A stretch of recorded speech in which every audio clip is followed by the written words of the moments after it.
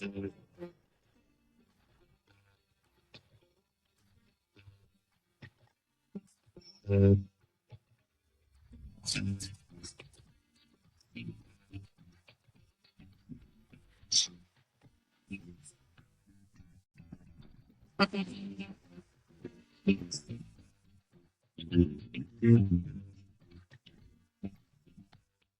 and welcome back to the Shed of Basketball Truth. It is Studio 3 for Ball Don't Lie Australia. Now, he doesn't look too interested in at the moment, but he is back. Jared, mate, welcome back to the show. Thank you. I'm cramming, last minute cramming. It happens at all ages. I reckon you're probably still, firing off work emails, frankly, but appreciate that you're here. And of course, today's show brought to you by the local card shop of Woolloongabba, Crackem. Get down and see Rob at the team. Sort out all of your card needs, because it's not a want, it's a need. Hashtag card life is real. It can be expensive, but it's also joyful when you pop down to the local card shop and see Rob and the team. Mate, it's been a minute since we've had you on. You've had all sorts of, I don't want to use the word excuses, but sorry, it slipped out. But you're back. You can call them excuses, but you've been using or you certainly have filled the void with some quality guests. So I think actually what really happened is you found a better slew of guests to bring on and have now come crawling back when the barrel was empty. And unfortunately, that's all we have time for from Jared here this week. Yeah, look, you put it out there. I'm not gonna buy into that. But not to toot your horn, but there have been some absolutely cracking episodes the last few weeks. So thank you. We've got a lot to live up to. Thank you, sir. Yes, you do, and I don't feel that pressure. But good news is you're here on your own. There's no ant on the couch, so you're not taking on the Crackem King. So there is a potential. I'm going to say potential because you are going to have to get more than 50% of the cards, or 50%. Like we'll do pass fail. To walk away Isn't with it just Crackem golf? I'm playing myself. I'm out on the course, and it's just the best I can do. Which, let's look. And yet you can still have a round by yourself on the golf course and walk away and not think that was a victory. So let's be honest. Let's be real. And look, when it's time for local card shop of Woolloongabba Crackem, we've got a pack of Panini Prisms with Steph Curry there on the front. Yeah. There's only 4 cards, 22, 23s. So look, we'll get after that shortly. But we've got a few big things to talk about. What do we got on the docket? We've got some Indian Panthers. Indian Panthers. We've got some Naar action with Emmett Naar. We've got Phoenix going with the King over the Mac. We've got Justin Tatum. We've got your 36ers. Mate, that's one of the reasons why we haven't had John for so long. They haven't been good for a while. So we'll get your thoughts on them. We'll make some predictions. We'll have a look at the NBA and talk about that's going to be a little mini Jared segment. I mean, it spawned from a group chat, so we'll that's all you. That's all you. It's going to be good. Look, it's hard not to talk statues. We'll leave that there for now. We'll have some Boomers Asia Cup chat, and of course, some local card shop of Woolloongabba Crackem to round out the show. But let's talk India Panthers. Now, for those of you who aren't across it, the India Panthers are going to be playing in the NZNBL and the Tauihi League in 2025. They're going to be based in NZ and going to play there. They've going to have some Indian players, and they'll also obviously signed some Australian ones to both their men's and women's program, and of course some New Zealand local players as well. But look, can't help but think, obviously really big for the NZNBL and the Tauihi League, but a missed opportunity for Australian basketball, because there was a slot. There was an Australian team that applied for a license to play in the Tauihi League. They were shut down by Basketball Australia, and look, I just can't help but feel, it's a missed. They've whiffed that one by not allowing the team to play full play to the Indian Panthers. Huge opportunity for them. Obviously, India, huge market. I think this only helps basketball.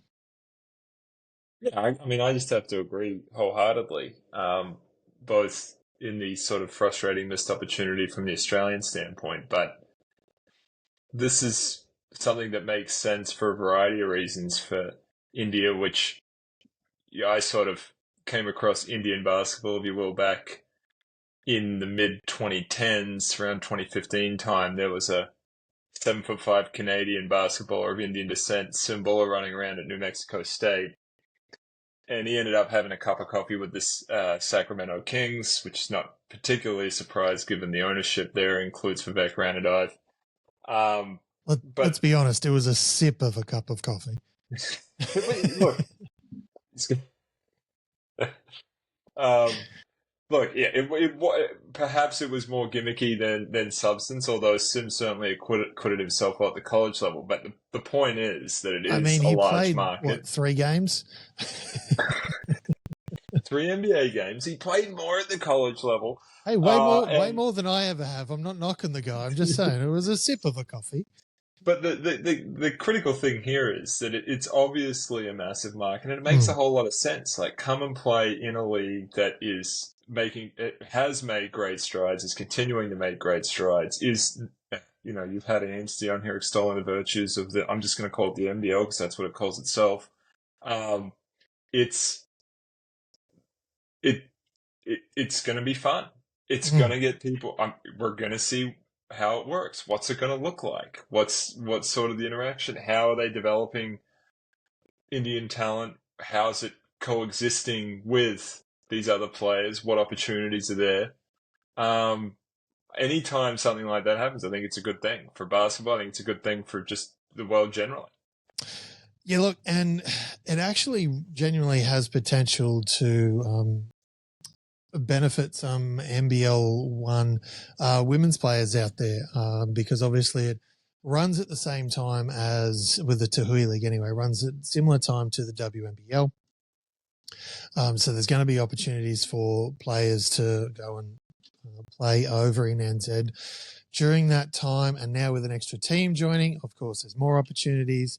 And even just here in the NBL 1, just to name a few, we've got Abby Cabillo playing over there right now, Michaela Can, who we got Lara McSpads, and sadly Morgan Jaeger just got injured at the start of the season, only a week ago, I believe. But even here in the NBL 1 North, this is going to potentially have an impact for some of the players who are in this space. So, an extra team over there, and my understanding of the Tauihi League, to break it down for those who aren't that much across it, players in general are being paid a little bit more, and there's a shorter season than the WNBL. So a lot of benefits for the athletes who are going. Fingers crossed the league gets up and really thrives, but the fact that they're already signing extra teams like this is big. Let's bring it back home to the Bullets and a positive signing. Emmett Naar he's back, baby. He's back. And look, after that NBL 1 finals here on the Sunshine Coast, deserved a little run somewhere. Absolutely. I mean, this is the kind of thing that you want to be able to point to, and I think we've seen some successes from the NBL 1 this year in the converting over to the NBL. We talked about Stoddy getting the call up with Tassie this year.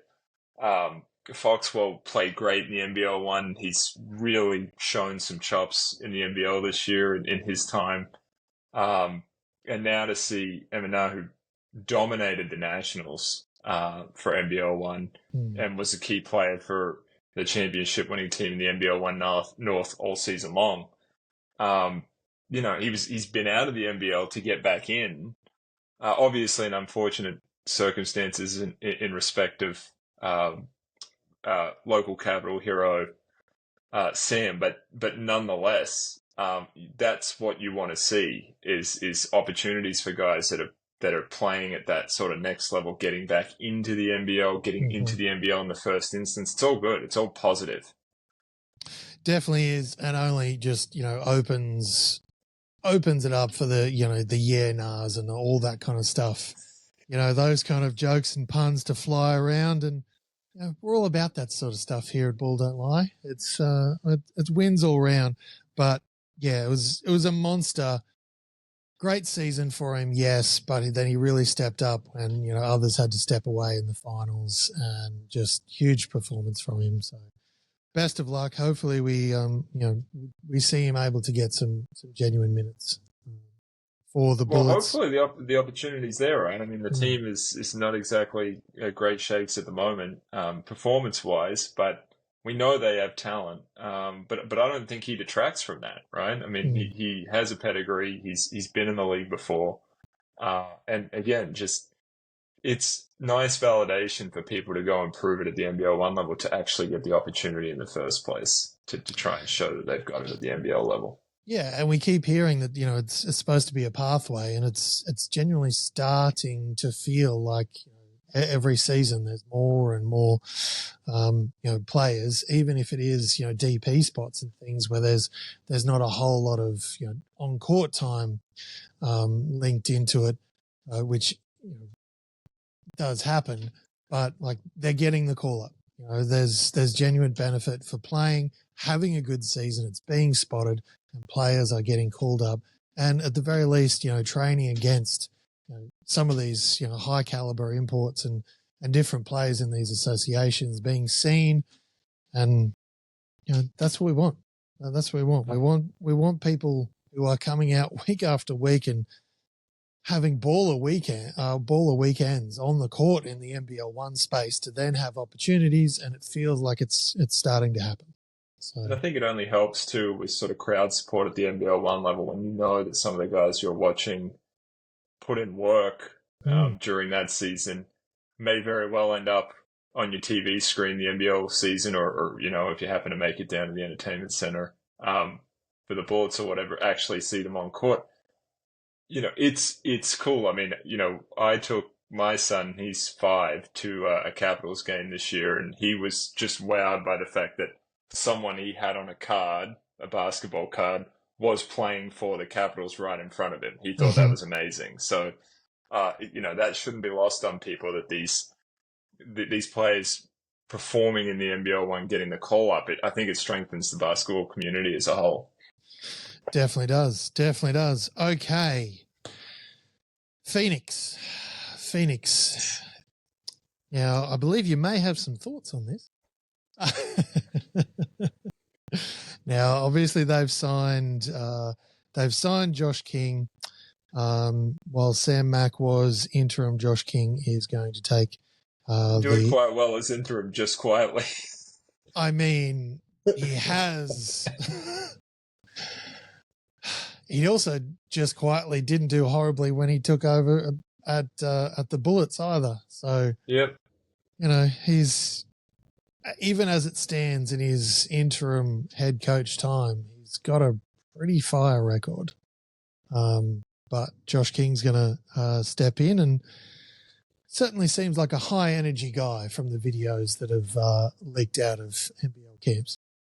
Yeah, and how he got out of his Turkish contract too. So, look, Sam McKinnon came out and said it was a Canberra Times article over the weekend, but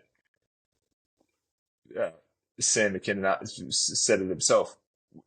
Give local Australian coaches a chance to coach at the NBL. We have 10 professional basketball top-tier professional basketball slots across Australia and New Zealand, over half the coaches are American. Foreign. We'll just say foreign, because Pateri is not American, obviously. But it's not, and I don't want to say that to denigrate the quality of the coaches that are the foreign coaches. Obviously, they're good. That's not the point here. It's more of what does someone like Sam McKinnon have to do to get a chance to coach at that level? Because it seems like he's ticked as many boxes as you possibly can within the local sphere. And just as we talked about some of these NBL 1 players getting a chance to get called up to the NBL, it rarely happens for coaches. In fact, it's difficult to figure out what that pathway would be to get to an NBL head coaching spot. So it's frustrating from that standpoint. I'd like to think that our local league favors local players, and local being an expansive term, for the region, not just one or two countries. But I also understand from a team standpoint, you want to get the best coach available, and sometimes these resumes do look very good. Look, they do. You've kind of got to wonder what more Sam McKinnon sort of needs on his resume, though. I mean, won how many rings as a player? Maybe if he had a cup of coffee with Kobe Bryant before a training session, he'd have a job. I mean, that's there's It's tricky. It's tricky. I mean, because obviously that was part of his NBL off season was, going to Taranaki. Made the semifinals there, lost in double OT to the eventual champs. Comes back, it's the interim position. Obviously makes it, from all reports, made it very clear that he wanted that head coaching role, given an opportunity. Team turns it around, starts winning, and then it was one of the most unwatchable teams in the entire league prior to him taking the interim spot. And all of a sudden they rattle off wins and are way more competitive and look coherent. Now, it's not about pointing the fingers or whatever happened prior to him taking that spot, but you also have to acknowledge the turnaround. And he's obviously a key part of that. But, to his credit, he's sort of like, all right, well, I'll just keep going. Like, he's not going to back down and, he's going to keep going. But it has to be frustrating for a lot of these people that have sort of devoted their lives to coaching and trying to make it a professional career in this region to constantly get overlooked for people with foreign stints on their resume that, I guess we value that more. But the question is, should we? Good question. Good question. Yeah, we don't have an answer. That one's for another podcast. Yeah. Potentially another podcast series, that one. It's quite expansive. I like it. But I don't think I'd like the answer. Yeah. I don't think I'd like where we would end up actually coming to the conclusion on. But you never know. We might be able to talk ourselves out of it. Right. Speaking of coaches in the league, Justin Tatum. This is great. Talked himself into a little bit of a pay cut for the season. I mean, it was a tricky watch. That whole thing. Yes, there was a bump. In the actual there was game nothing. itself. Nothing actually happened. The play doesn't exist. The technical foul remained. That's all there remained. This is true, yes, because it was then wiped and pulled back and yep. But the technical foul that was picked up remained, and yeah. And then he didn't stop when he got into the post game, and then he didn't stop the day after. Yeah. Yeah. Then Olgun got to write up a full report, and he was just loving that because it appears that Tatum would not shut up. So I'm sure he checked feverishly. We're on the record, right? We're on the record. Help himself he did not appear to, but no. Look, I did love the whoever was at NBL head office of media and punched out the Chris Golding quote from the two owners that had played, whose teams that had played the United across both rounds, like the flopping stuff and da da da da. It's like, take the day off. That was quite good. Getting those quotes and lining them up side by side. Well done. But yeah, look, in the moment, I actually didn't mind. There was a few things written, obviously by different people, but he did sort of go down on that leg, which of course then caused him to flop, and not necessarily flop, but go limp, and that accentuated it and that set everything off and yada, yada, yada. But there are a lot of others. There are a lot of other Chris Goulding plays that you look back on and just can't help but think, what are you doing? What are you doing?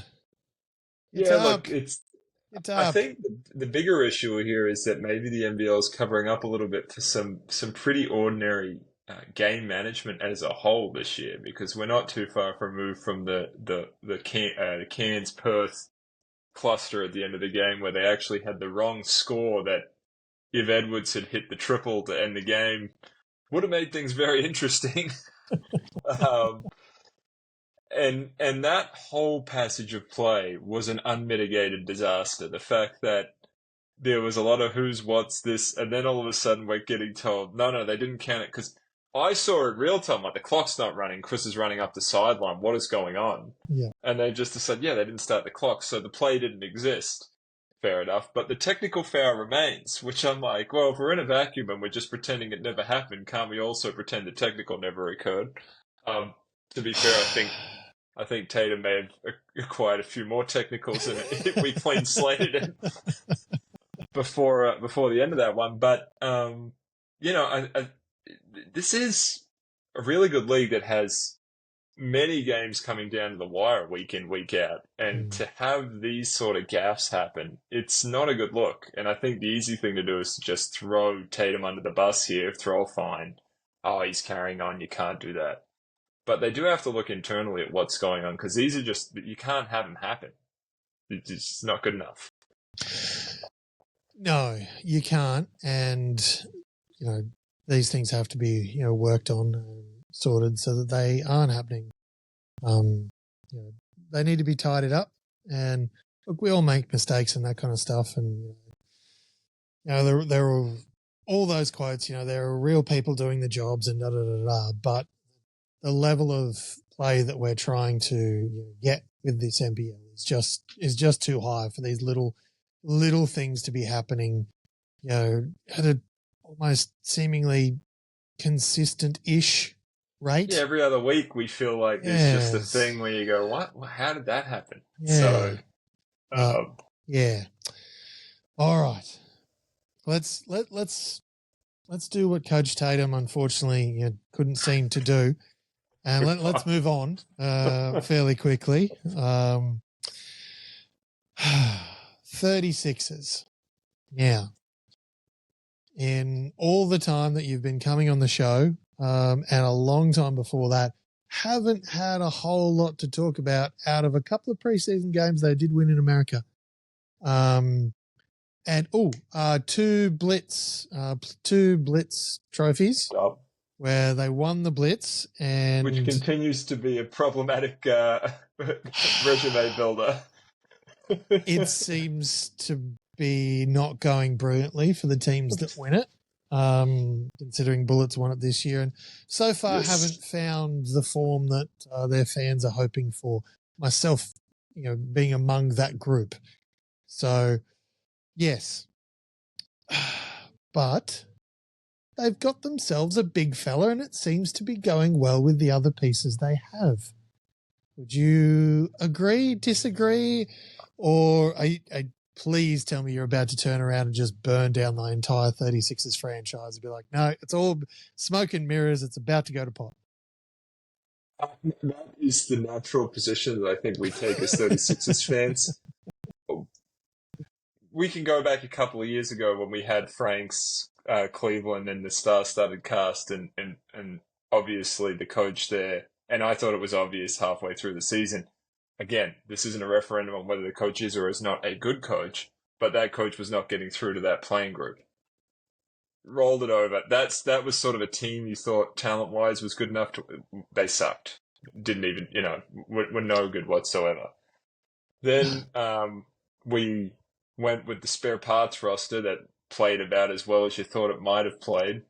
Ousted CJ probably a season and a half too late, and then put in Ninnis, which of course he had the good fortune of filling that interim role slightly too well. Getting named head coach, fast forward me to the off season where I'm like, hey, look, I guess we're doubling down. Coach and signed to a couple of year contract as well. So and I just thought, look, it's an Adelaide guy. He's an Aussie. I want every Aussie coach, and I'm including guys that have. Gorgon is an Aussie coach. Mike Kelly for mine was an Aussie coach too. I understand that they may technically be, but they are part of the fabric of Australian basketball for a variety of reasons. At a certain point, you've been here long enough. Yes. But nonetheless, Ninnis, I'm like, look, I'm going to get behind the Aussie coach. The team certainly rallied around him last year. Then off season, wait, what? He's not the coach anymore. Oh, who's it's this guy that has some allegedly impressive resume without being a head coach. Okay, that's interesting. Oh, we're kind of running it back with the locals, and we're hoping Jarrell Martin and Davis are going to be enough to get this over the hump. Bam! Martin goes down. We are screwed. No, we're not. Here comes Montrezl Harrell. So you see the first game, and he clearly just, whether he was fresh off a plane, but you're just like, the guy needs to play 35 minutes. We don't know how long we have him for. Can you just play him as long as he can breathe? Yep.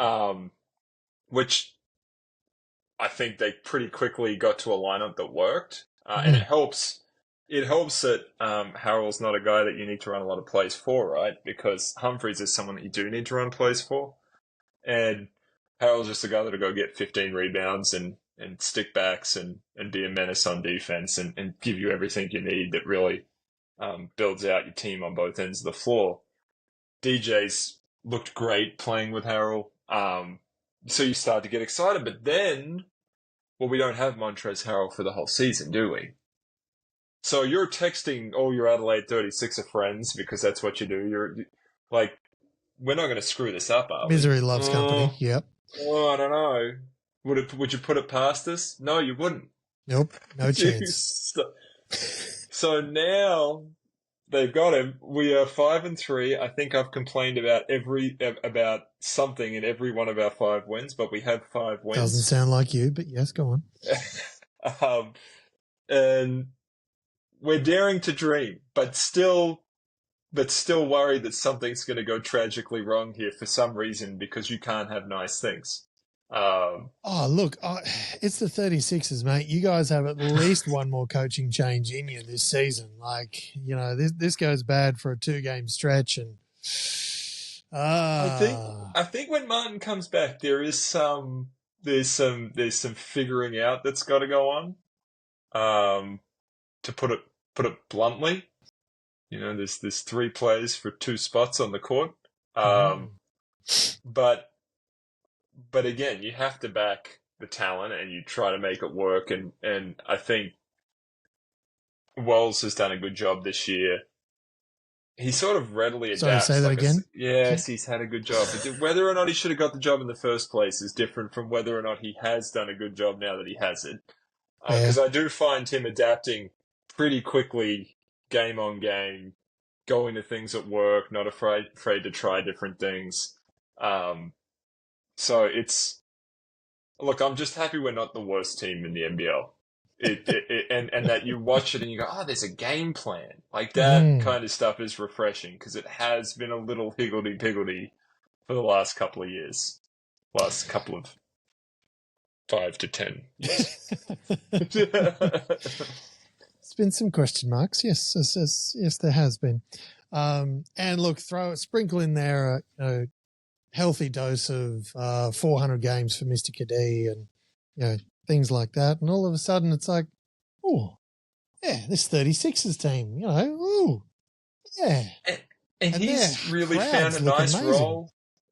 Look, Adelaide, they got nothing else to do down there. You play for the 36ers. It offsets the AFL. You are the show. They are waiting for a good team to get behind. I think they have one now. I think they know they have one. It's a fun place to play.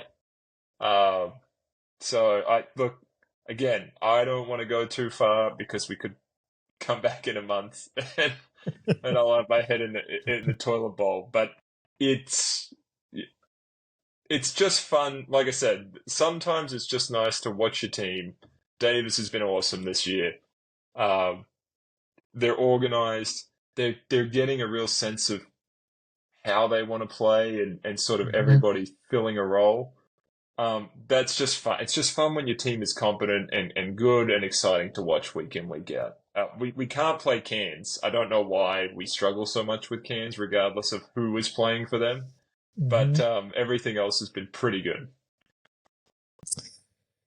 Yeah, but Cairns are that tricky team for a couple of different teams around the league. They are the dentist game, right? Like, it's like going to the dentist, it's good for you, your teeth are ultimately going to have that nice clean feel, but it is miserable on the way there and during the whole process. You just do not want to be playing against Cairns and what they're doing up there and how scrappy they are. And I say this after Melbourne beat them by 40-something over the weekend. But that is an anomaly, right? And that was surprising to everyone because it's Cairns. I don't care if they had to suit up you and me. Adam Ford would find a way to keep it within 10. So that's the which is high praise considering what you've just put forward as, bench rotational guys. Like, I don't know if we could be on the floor at the same time, but maybe subbing for each other. Mate, I would have... If 40 knows what he's doing, he's got me literally just getting rebounds in the layup line, and that is it. Like, he's not even allowing me to high five people just in case I overdo it and hurt one of them. I mean, no way. But I love the faith you have in 40, and I'm very much liking Rob Edwards for them. He's definitely been a find. Yes. Big fella. And Taron Armstrong, get well soon, mate. I mean, when you've been there, it's a way different team. It is a very good team. It is totally different. It's wildly different. Hopefully he can find consistent health and he can then hopefully get to where, all these commentators say he can get to, which is not in this league, but above. Good. When he plays, he's a really good NBL player, and that has you thinking about the next level for sure. All right, let's take a swerve and head quickly over to that league where they don't play by FIBA rules and you can travel as much as you like, and professional wrestling. I don't mind that. That's not bad.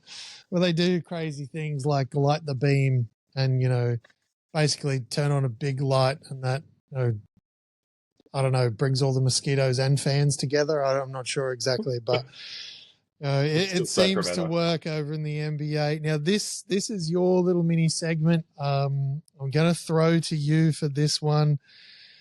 Let's go into some of those off-season stories that never seem to end up being real. Roll off a couple that you had. Yeah, we won't be. We'll get the easy one out the way. Does Ben Simmons have a jump shot now? No. Still no. Still no. Still no. No. I'm not worried about it. Nope.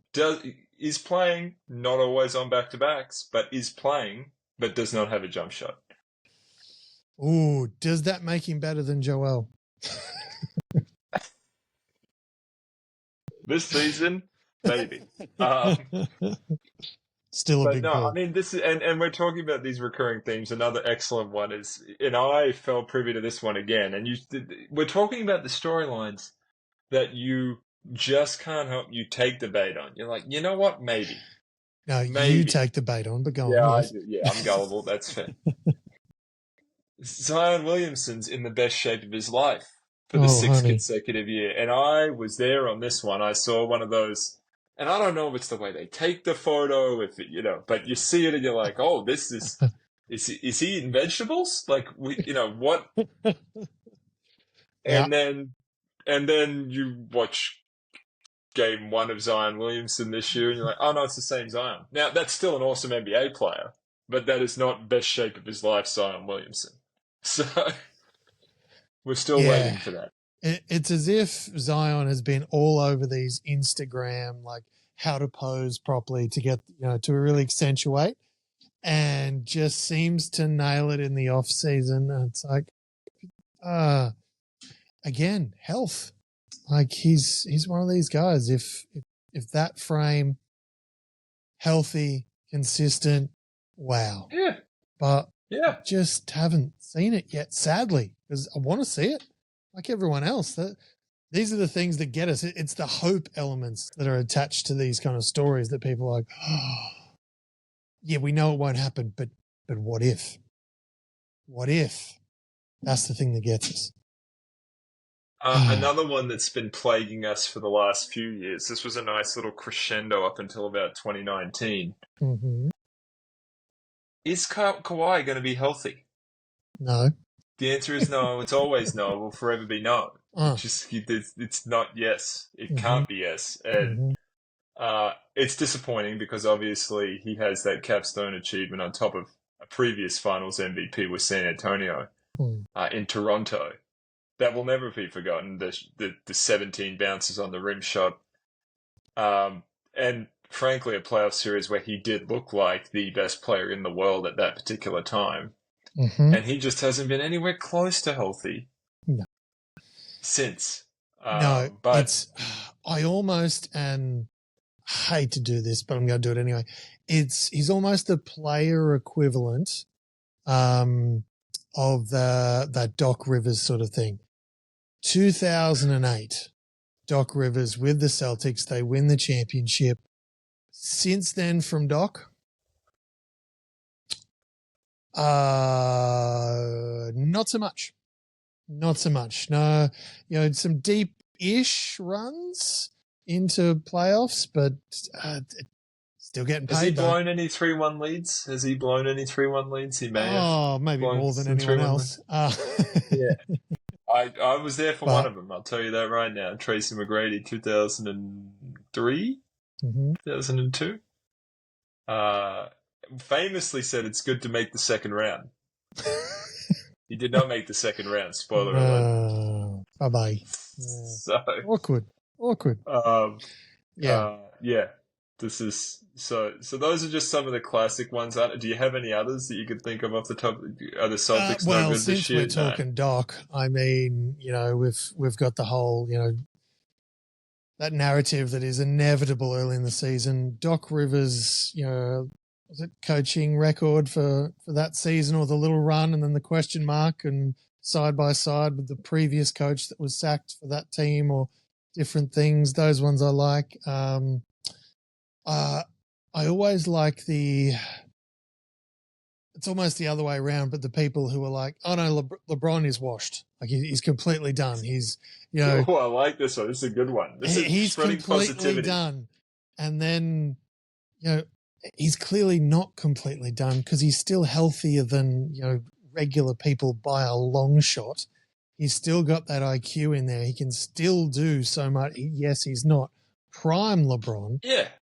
But, the guy I was chatting with someone the other day. Top 2. Like, if he's, let's just say we ranked him and you were a harsh critic on him right now, so what, he's top 30. Let's just say you put him in the top 30. You're not retiring at the top 30, are you? Like, no. There's a lot of players significantly worse than you. So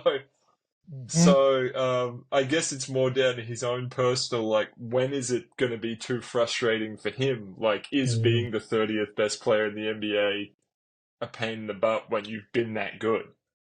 Knowing full well that some people never hit that top 30 threshold. But It's incredible. It'll be really interesting. Done. Oh, totally. And, the consecutive with the different teams, like that's not going to be matched.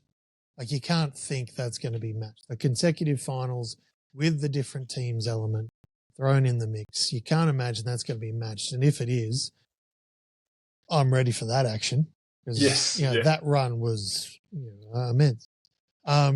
It all sort of, comes down to that competitive drive. Like, is he just desperate to win one more championship while with his son, playing in the G League affiliated team?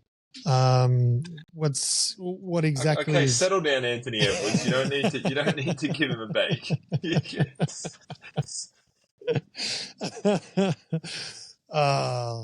I just that whole thing of the hate that's been thrown Bronny's way. It's like, calm down, guys. Like clearly you haven't been around basketball enough to know that sometimes there's nepotism. Sometimes not necessarily the most talented guy is going to get the call up to where you think, or gal, but kid can still ball better than most people. Private school child gets job with dad's employer. Have we heard this story before in every walk of life? Yes. Yes. Is this just another way to get LeBron a little bit more change for his services? Probably. I wish we could all be so good at what we do that our kids would walk into a job, that pays good money and does all these things. Exactly. Sorry to my son in advance. Yeah, if only you were top 30 is the ranking. Ooh. Yeah, that's a lot of decimal points. Isn't going to help there. We've got to times it by a lot of thousands to get to get the young fella into that. But hey, if it was the other way around, and for me, there's extra thousands. So that's not throwing that from a place of shade and not me believing that I'm wildly better than you at basketball, because I've stood beside you. You have height. Yes, that was the defining skill. Unfortunately, it wasn't tall enough, evidently. But no, yeah, it is hilarious, the sort of hate that goes on, given what we know happens in society generally. But at the same time, it's a big enough paycheck. I'm sure Bronny can take it. Yeah, look, throw it onto the pile. His dad's done all right.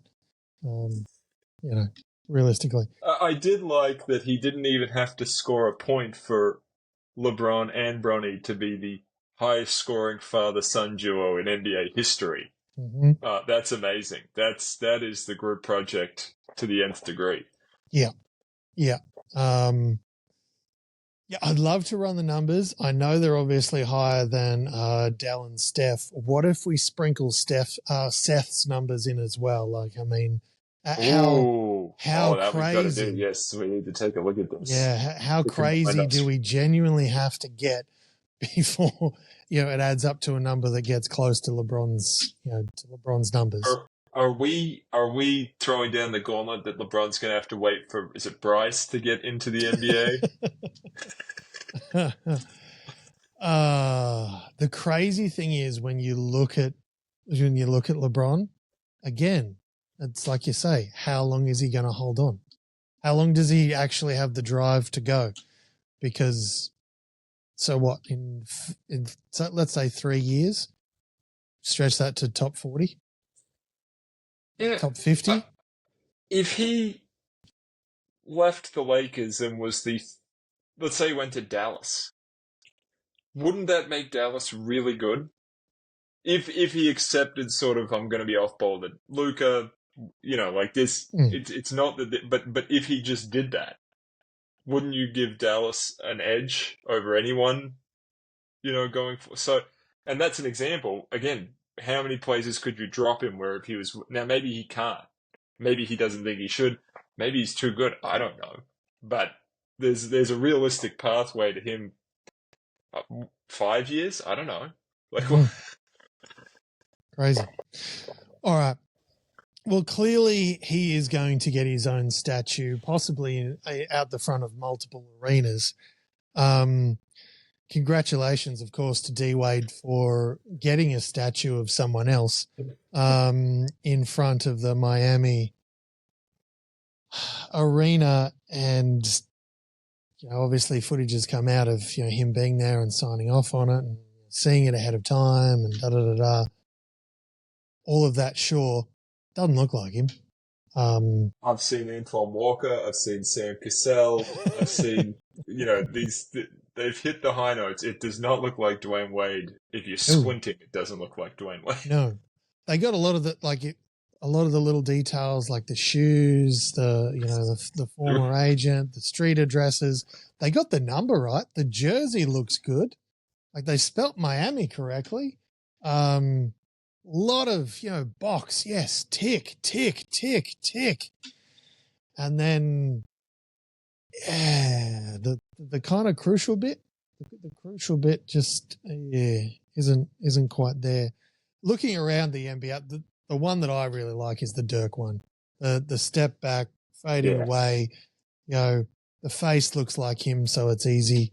There's just Jordan in Chicago. That's another good one. That's iconic. Very cool. Most of the Lakers ones are pretty good. What a surprise! The Lake Show doing it up nice for their players. It's definitely the worst NBA that I'm aware of. Now maybe there's some off back alley statue somewhere for the Royals or something that is shocking, but Dwayne Wade is in a class of his own right now, so far as I'm aware.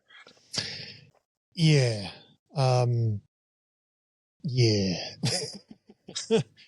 Looks more like Haslam than Wade. But anyway, but let's spin it.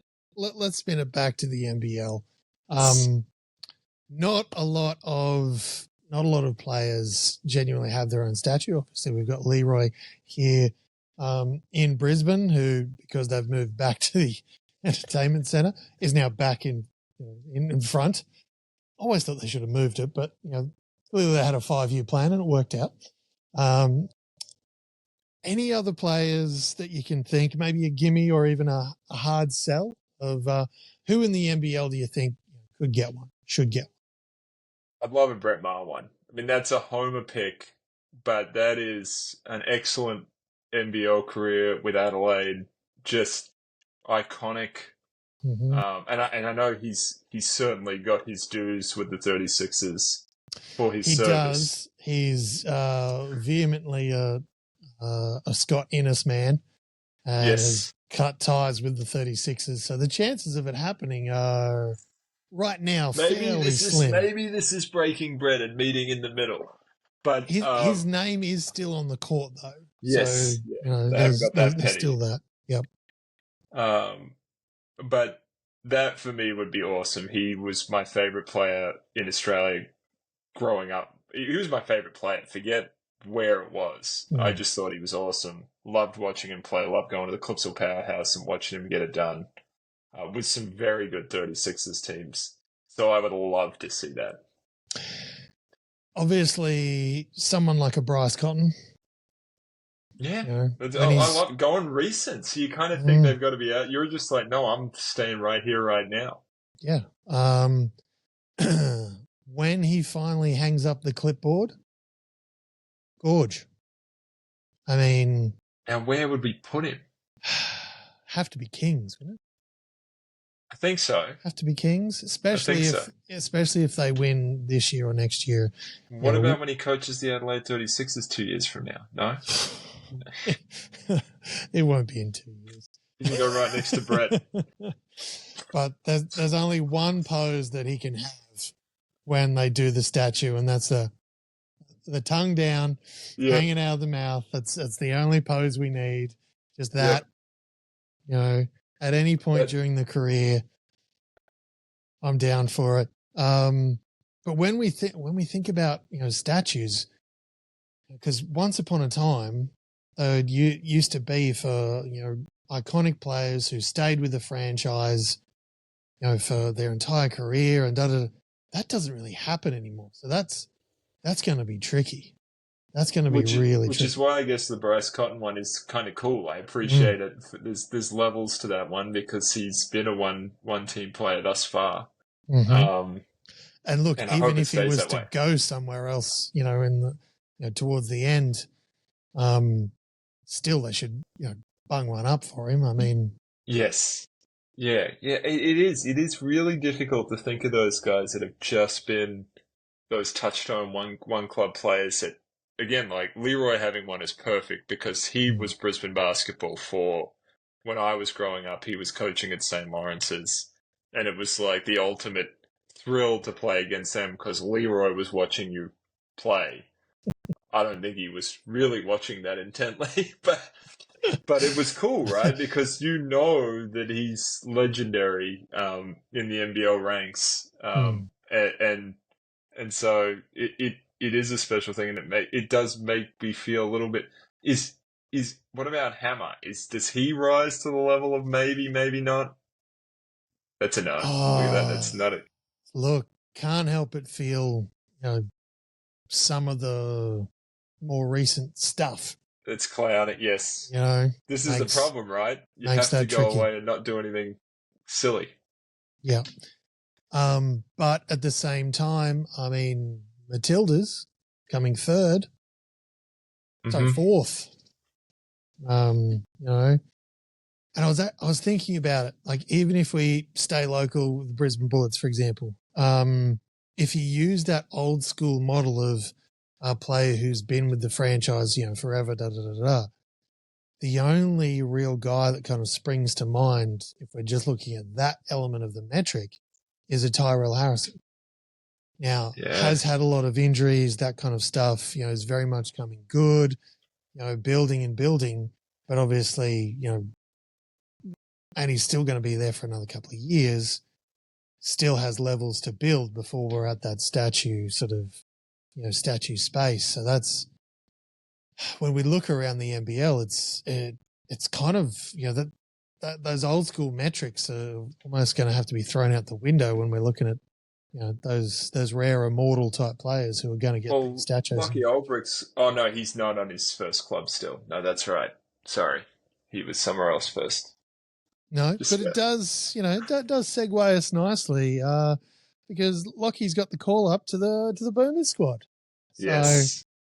And not the 36ers. No.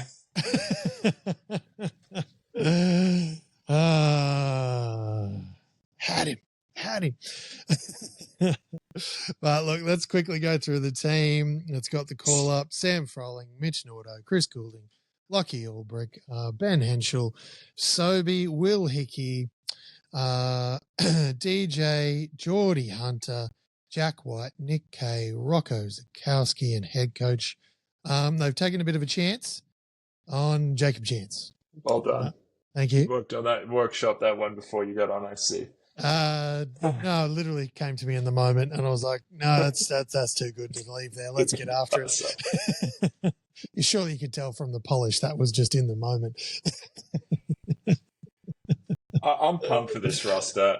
We've got the good mix of sort of veterans, hard heads, guys that can help some of these young guys find their feet. And we've got the young guys to sort of get us excited about future Boomers. I would be remiss if I didn't take this opportunity to ask, do you think Rocco will play more than he does for the Bullets? But yep. But yep. If you go up and down that list, there's just a really nice combination. It's good to see Jordan Hunter get that spot in there. Sam Froling, obviously, and then some of the sort of Chris, Mitch Nordo, Sobey, these guys that have been around the block in the Australian colours in a variety of different circumstances. It definitely feels like a better mix than we had similar time last year. We rolled out that team. Now it allowed a lot of kids to, get a taste of, Boomer squad and everything. But when the other team doesn't read the script and lie down in the first quarter and continue to lie down for the rest of the game, it can make it a little bit tricky. Whereas Yeah, and there's a difference between Ben Henschel, Rocco, Lockie Ulbrich having to do things in the context of the team framework or having to do the heavy lifting, which we saw was the issue last year.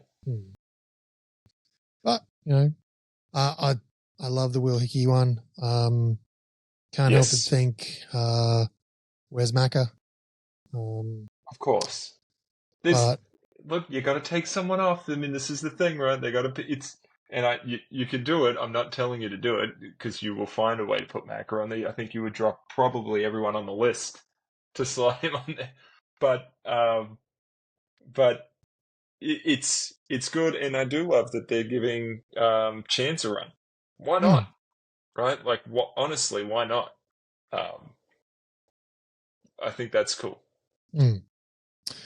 Yeah. Look, this might be what Sobey really needs. No, he needs more cryptic Instagram posts. Agree to disagree. Maybe this really solidifies and turns things around. A shaky start. I love the Nick Kay one. Obviously, that's a no-brainer. I think it's realistically, it's Nick Kay, Mitch McCarron, they should automatically get that call up. They've always put their hand up. Yep. No matter what the time, no matter what's on. Asia Cup, doesn't matter the type of qualifiers. They're always there. That's why it should be. Yep, just whatever you need, we've got you. I like the mix. I think the mix is better, but still, I really find myself being drawn to the Will Hickey signing. I think that is absolutely awesome. He's had an amazing NBL 1 season. He's gone back to the Hawks. He's now signed a extension there. He's now getting called up into the Boomers squad. That is just happy days, and again shows that pathway means something.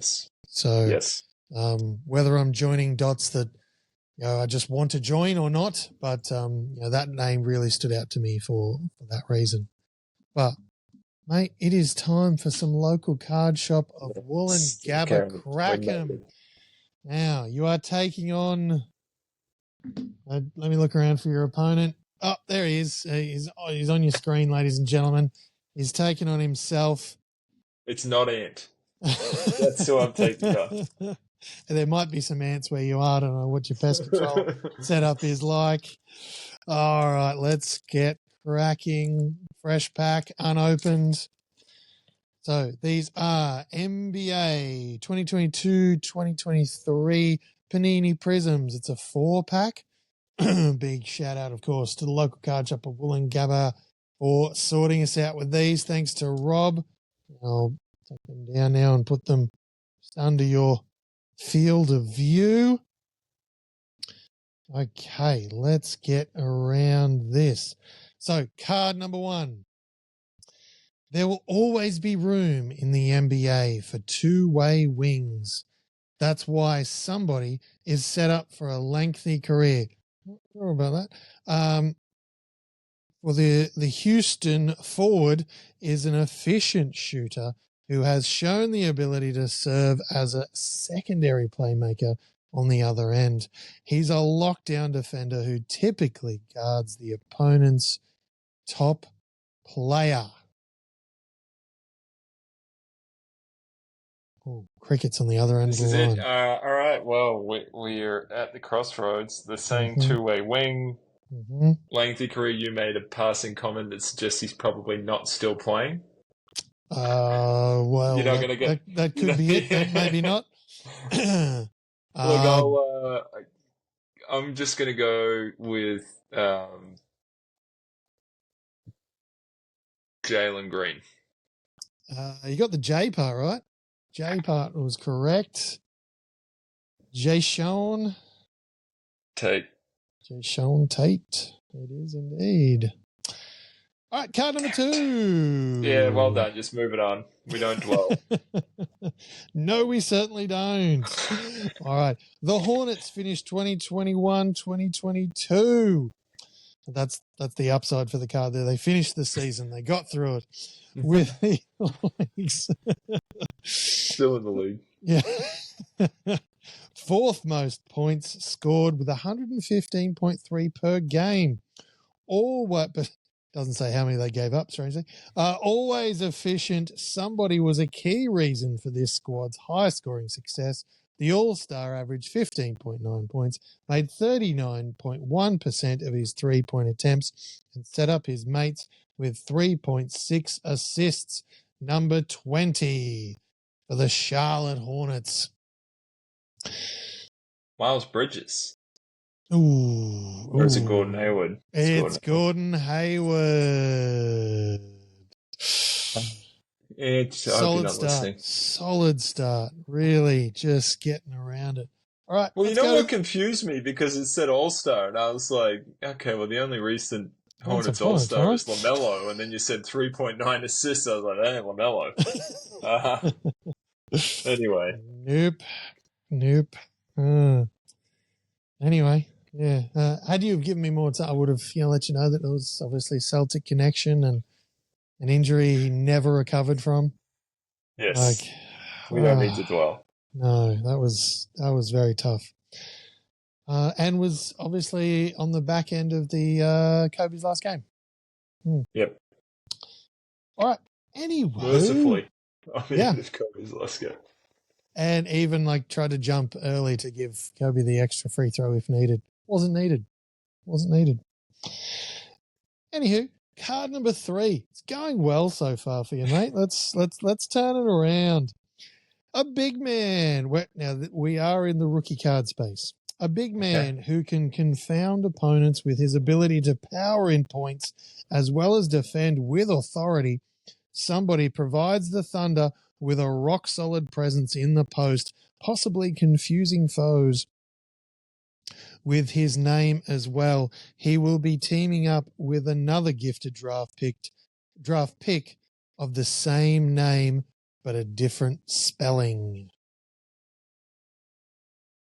So you said big man paint, but it's not Chet. Correct. It's J-Dub. J-Dub it is. Jalen Williams, number 6 for OKC. No, this is the good J-Dub, right? Not the less good but still NBA good J-Dub. It's one of the J-Dubs. Look, I'm just going to let you have the dub. Yeah, we don't. You should have just said of your backside here.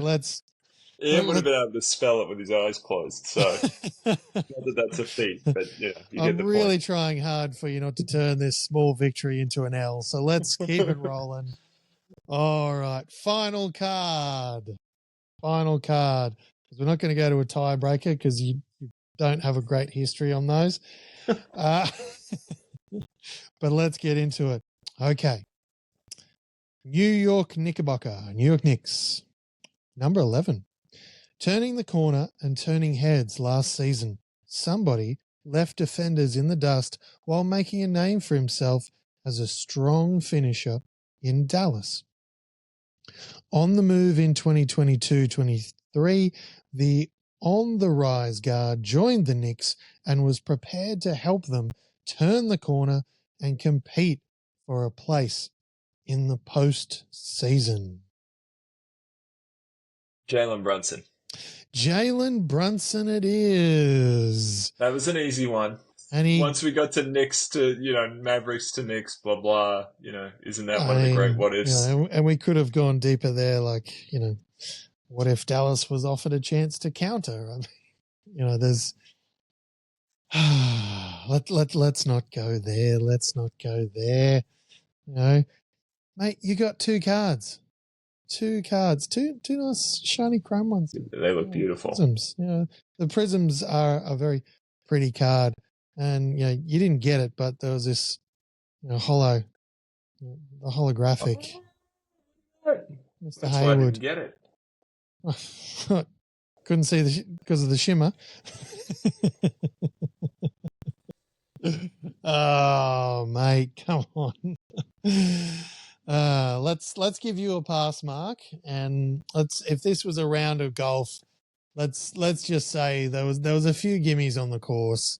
There was a few mulligans taken from the tee box, but you got through it, and you're heading home before you've got too many messages or calls from the wife saying, "Yo, where are you? Why does it take 5 hours to play 9 holes?"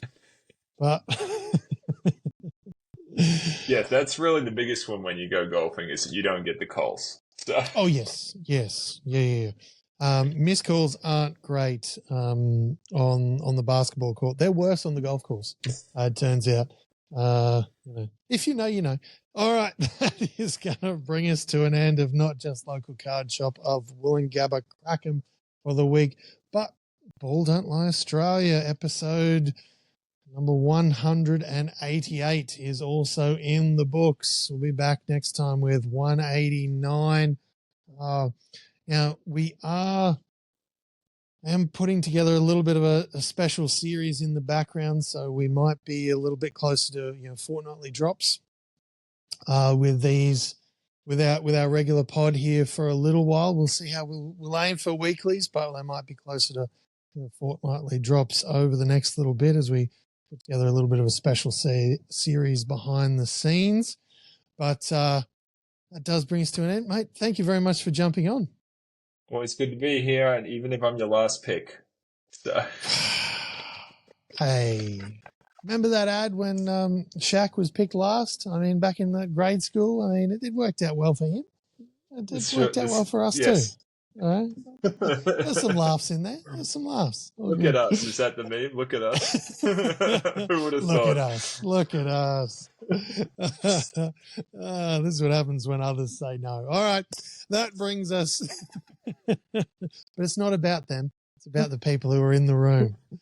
That does bring us to an end. Huge thank you, of course, to local card shop of Woolloongabba and, of course, Dr Electrician, part of the Trades AU group, for supporting our show here. If you are listening on a streaming service that allows those 5-star reviews, please do go ahead and do that. Stuff really does help. But until you're listening to us again, just remember that ball don't lie. Never does.